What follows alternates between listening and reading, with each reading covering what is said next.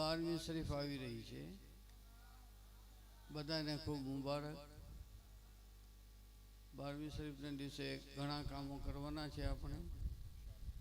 એક તો આપણે આજુબાજુ જે બેવાઓ રહેતી હોય એનું ધ્યાન રાખીએ, અલ્લાહ મને પણ તોફીક આપે, બધાને આપે। યતીમોનું ધ્યાન રાખીએ અને થાય તો અહીંયા કુંડલામાં તો આપણે એક સરસ મજાનો માહોલ છે કે જેટલી બેવાઓ છે, યતીમો છે કે નિરાધાર લોકો છે, વૃદ્ધ છે, એને પણ એ દિવસે એક બે દિવસ પહેલાં જ કાંઈક સારી રકમ એને પહોંચાડવામાં આવે છે। એ સિવાય જેટલી ગૌશાળા છે એને ગાયો દીઠ આપણે પણ ત્યાં પણ આપીએ છીએ।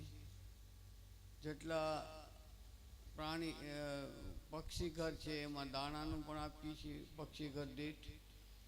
જેટલા હોસ્પિટલ છે એને દરેક જેટલા દર્દીઓ દાખલ થયા હોય છે એ બધાય ગામની હોસ્પિટલોમાં પણ આપણે સરસ મજાનો આપીએ છીએ। કૂતરાને પણ જે આપવામાં આવે છે, જે કામ કરે છે એને પણ આપીએ છીએ। જેટલા અન્ન ક્ષેત્રો ચાલે છે એમાં પણ આપણે બધાને આપીએ છીએ।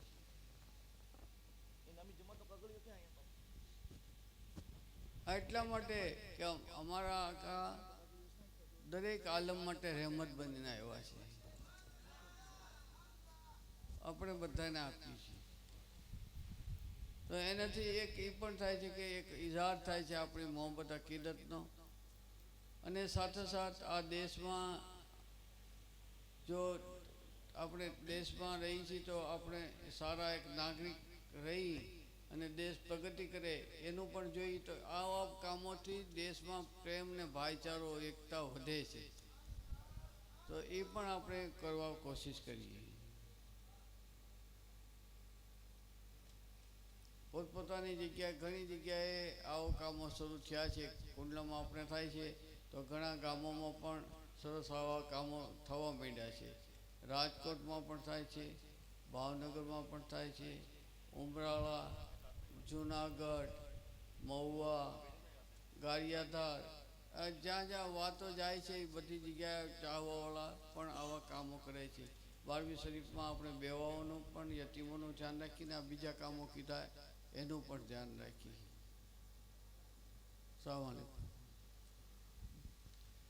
अस्सलाम वालेकुम। બિરાદન ઇસ્લામ, સૌરાષ્ટ્ર કચ્છની લઘુમતી શાળાઓ જેના પરિણામ રૂપે જે રિઝલ્ટ પ્રાપ્ત થયા છે એમાં ધોરણ 10 અને 12 ની અંદર બંને